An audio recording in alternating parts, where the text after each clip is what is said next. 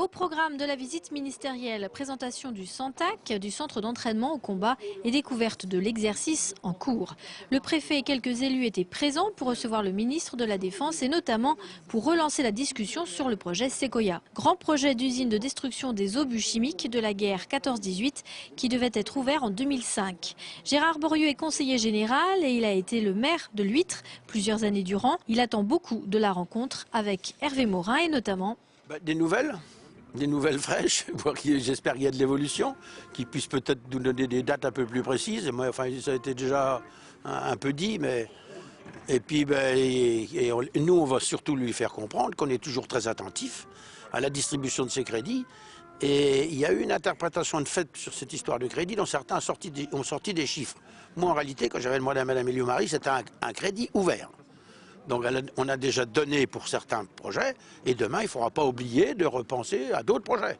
Sur ce projet Sequoia, le ministre de la Défense s'est voulu rassurant sur le calendrier. L'appel d'offres a été relancé en juin dernier à partir des analyses complémentaires qui ont été réalisées. On achève les études complémentaires. À partir de ces études, il y aura donc toute la procédure d'enquête publique.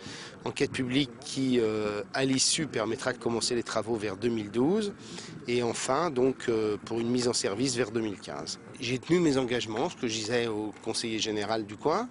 Il était venu au ministère en râlant, en disant nous avait fait des promesses et on n'a pas tenu nos engagements. Je lui avais dit que je tiendrais mes engagements.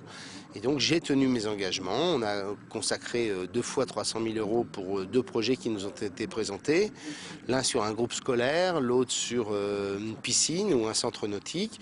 Et j'ai indiqué d'ores et déjà que s'il y avait d'autres projets, nous les financerions aussi. En effet, aujourd'hui, grâce aux compensations financières, l'Huître a déjà pu s'équiper d'un groupe scolaire. Arcis-sur-Aube voit la sortie de terre d'un centre nautique.